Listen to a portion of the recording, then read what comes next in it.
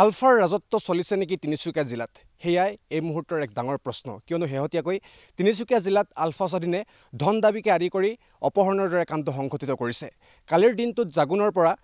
প্ৰকাশ চেত্ৰী নামৰ এগৰাকী হিলৰ উদ্যোগৰ ব্যক্তিক আলফা স্বাধীনৰ এটা দলে চাৰিজনীয়া অস্ত্ৰধাৰী দলে অপহৰণ কৰি লৈ যায় সেই অপহৰণ কাণ্ডৰ পিছতে এতিয়া তিনিচুকীয়া জিলাখনত যথেষ্ট চাঞ্চল্যৰ সৃষ্টি হৈছে কিয়নো এটা মাহৰ ভিতৰত আলফা স্বাধীনৰ দলটোৱে দুগৰাকীকৈ ব্যক্তিক অপহৰণ কৰি নিছিল প্ৰথম অৱস্থাত তেওঁলোকে ৰাধা চেতিয়া নামৰ লোকজনৰ মালিকানাধীন যিটো চাহ ফেক্টৰী আছে চাহ ফেক্টৰীৰ মহৰীক তেওঁলোকে অপহৰণ কৰি লৈ গৈছিল আৰু কালিৰ দিনটোত তেওঁলোকে এটা হিলৰ কুঁৱেৰীৰ হিলৰ ফেক্টৰীৰ এগৰাকী ব্যক্তি যিগৰাকীৰ নাম হৈছে প্ৰকাশ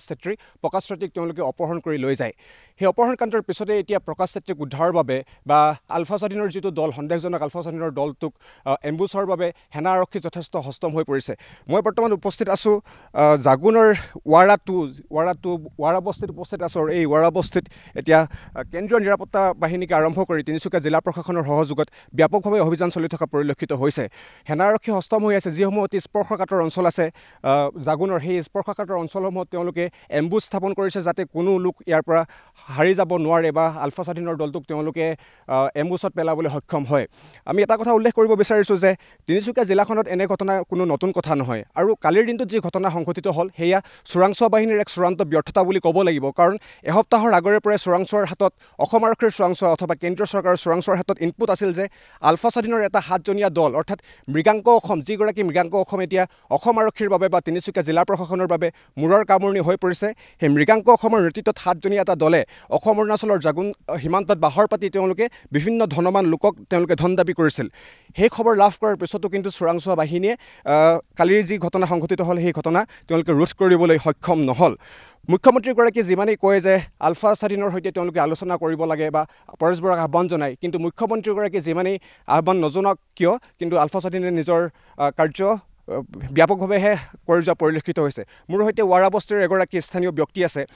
তেওঁৰ পৰা আমি জানিবলৈ চেষ্টা কৰিম কালিৰ দিনটোৰ পৰা আজিলৈকে কেনে পৰিৱেশ সৃষ্টি হৈছে দাদা আপোনাৰ ওচৰলৈ আহিছোঁ যিহেতু আমি দেখিবলৈ পাইছোঁ যে কালিৰে পৰা সেনা আৰু আৰক্ষীয়ে এইটো অঞ্চলত ব্যাপকভাৱে অভিযান চলাই আহিছে গুলীৰ শব্দ শুনাৰ কথা আমি জানিব পাৰিছোঁ গুলিটো মানে ইয়াততো কৰা নাই তথাপি ওপৰতে আমি শুনি পাইছোঁ তো ক'ত চলিছে গুলিটো আমি এইটো ক'ব নোৱাৰোঁ এইটোৱে আমাৰতো কেতিয়া হৈছিলে গুলি চৰা ৰাতি 1টামান বজাত এনেকুৱা আৱাজটো শুনি পালোঁ শব্দ ঠিক আছে এয়া আছিল ৱাৰা বস্তিৰ এগৰাকী স্থানীয় ব্যক্তি কালিৰ দিনৰ ভাগতো আলফা স্বাধীনৰ দলটোৰ সৈতে সংঘৰ্ষ হোৱা বুলি আমি জানিব পাৰিছোঁ আৰক্ষীৰ সূত্ৰই সেই কথা সদৰি কৰিছে আৰু নিশাৰ ভাগতো স্থানীয় লোকে কৈছে যে তেওঁলোকে গুলিৰ শব্দ শুনিছে আৰু পুৱাৰ ভাগতো আমি যি পূৰ্বৰ প্ৰতিবেদন আমি সংগ্ৰহ কৰিছিলোঁ তাতো গাঁও প্ৰধানে উল্লেখ কৰিছে যে তেওঁলোকে গুলিৰ শব্দ শুনিবলৈ পাইছে কিন্তু আটাইতকৈ আলোচনা কৰিবলগীয়া বিষয়টো বা আটাইতকৈ গুৰুত্বপূৰ্ণ বিষয়টো হ'ল বাৰে বাৰে আলফা স্বাধীনে তিনিচুকীয়া জিলাত এনে কাৰ্য সংঘটিত কৰি আহিছে শেহতীয়াকৈ আলফা স্বাধীনে যদিও সদস্য ভৰ্তি প্ৰক্ৰিয়া তেওঁলোকে স্তব্ধ কৰি ৰাখিছে বা বন্ধ কৰি ৰাখিছে কিন্তু তাৰ পিছতো তেওঁলোকে সাংগঠনিক কাম কাজ কিন্তু অতি সক্ৰিয়তাৰে চলাই যোৱা পৰিলক্ষিত হৈছে এই ক্ষেত্ৰত এতিয়া প্ৰকাশ চেত্ৰীক উদ্ধাৰৰ ক্ষেত্ৰত CRPF হওক বা আৰ্মি হওক অসম ৰাইফলছ হওক বা তিনিচুকীয়া জিলা প্ৰশাসন হওক আৰক্ষী হওক তেওঁলোকে কি ব্যৱস্থা গ্ৰহণ কৰে কেনেদৰে অভিযান চলাই লৈ যায় সেয়া পৰৱৰ্তী সময়ত লক্ষণীয় হ'ব এটা কথা তেওঁলোকে সন্দেহ প্ৰকাশ কৰিছে যে আলফা স্বাধীনৰ যিটো দল আছিল যিটো দলে প্ৰকাশ চেত্ৰীক লৈ গৈছিল হয়তো তেওঁলোকে ইতিমধ্যে নিৰাপদ স্থানলৈ গুচি গৈছে কিন্তু এয়াহে কেৱল সন্দেহে প্ৰকাশ কৰিছে তাৰপিছতো কিন্তু যদিহে এই দলটো অৰণ্যৰ কোনো স্থানত আত্মগোপন কৰি আছে সেই দলটোৰ সন্ধানত কিন্তু এইদৰে তেওঁলোকে ব্যাপকভাৱে অভিযান অব্যাহত ৰাখিছে কালিৰ দিনটোত জাগুনত যি অপহৰণ কাণ্ড সংঘটিত হ'ল সেই অপহৰণ কাণ্ডৰ এতিয়া 24 ঘণ্টা পাৰ হৈ গ'ল জাগুনৰ 9 মাইলৰ এটা হিলৰ কুঁৱেৰীৰ পৰা প্ৰকাশ চেত্ৰী নামৰ এগৰাকী ব্যক্তিক সন্দেহজনক অস্ত্ৰধাৰী আলফা স্বাধীনৰ এটা দলে অপহৰণ কৰি লৈ যায় আমি জানিব পাৰিছোঁ যে ডাম্পাৰত আহিছিল আলফা স্বাধীনৰ সেই অস্ত্ৰধাৰী দলটো আৰু ডাম্পাৰত অহাৰ পিছত তেওঁলোকে ফৰ্চুনাৰ গাড়ী লৈ জাগুনৰ মাছমজিয়াৰ পৰা মৰ সাহস কৰি অস্ত্ৰ লৈ ওলাই গ'ল আৰু সেই দলটোৰ সন্ধানত এতিয়া সেনা আৰক্ষীয়ে ব্যাপকভাৱে অভিযান অব্যাহত ৰাখিছে বিশেষকৈ জাগুনৰ অসম অৰুণাচল সীমান্তৰ যিসমূহ অতি স্পৰ্শকাতৰ অঞ্চল আছে সেই স্পৰ্শকাতৰ অঞ্চলসমূহত তেওঁলোকে অভিযান চলাইছে সেনা আৰু আৰক্ষীয়ে যৌথভাৱে এই অভিযানত নামি পৰিছে সমান্তৰালভাৱে যিসমূহ চোৰাংচোৱা সংস্থা আছে কেন্দ্ৰীয় চৰকাৰৰ যি চোৰাংচোৱা সংস্থা আছে বা ৰাজ্য চৰকাৰৰ যি চোৰাংচোৱা সংস্থা আছে তেওঁলোকে এতিয়া ব্যাপকভাৱে এই গোটেই কাৰবাৰটোত লাগি আছে যে কেনেবাকৈ প্ৰকাশ চেত্ৰীক উদ্ধাৰ কৰিব পৰা যাব নেকি কালিৰ দিনটোত যিহেতু আৰক্ষীয়ে দাবী কৰিছে যে আলফা স্বাধীনৰ দলটো তেওঁলোকে তেওঁলোকৰ সৈতে সংঘৰ্ষ হৈছিল আমি যি কথা জানিব পাৰিছোঁ যে দুয়োটা পক্ষৰ মাজত ফায়াৰ এক্সচেঞ্জ হৈছে গুলিৰ বিনিময় হৈছে আৰু অসম আৰক্ষীৰ তৰফৰ পৰা 14 জাই গুলি আলফা স্বাধীনৰ দলটোলৈ নিক্ষেপ কৰা হৈছে গতিকে যিসমূহ বস্তিৰ গাঁও আছে যি স্থানৰ ওচৰতে এই ঘটনা সংঘটিত হ'ল সেই স্থানৰ আমি সৰজমিন তদন্তৰ বাবে বা গ্ৰাউণ্ড জিৰ' ৰিপৰ্ট দিবৰ বাবে উপস্থিত হৈছোহি মই উপস্থিত আছোঁ বৰ্তমান অতি ভিতৰত থকা জংঘলৰ কাষতে থকা ৱাৰা বস্তিৰ গাঁও প্ৰধান মোৰ সৈতে উপস্থিত আছে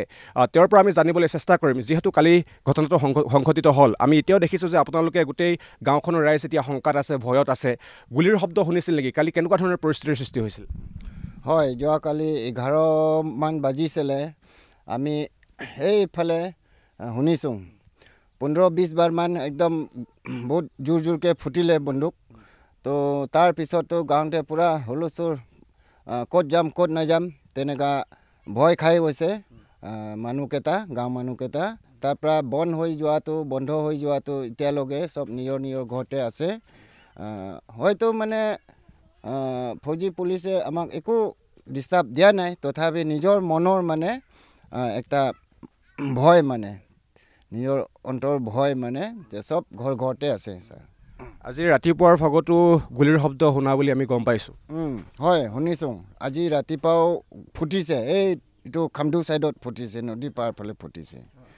পৰে পৰা আৰু কালিৰ দিনটোৰ পৰা সেনা আৰক্ষী এই পথেৰে অহা যোৱা কৰি আছে হয় কৰি আছে সকলো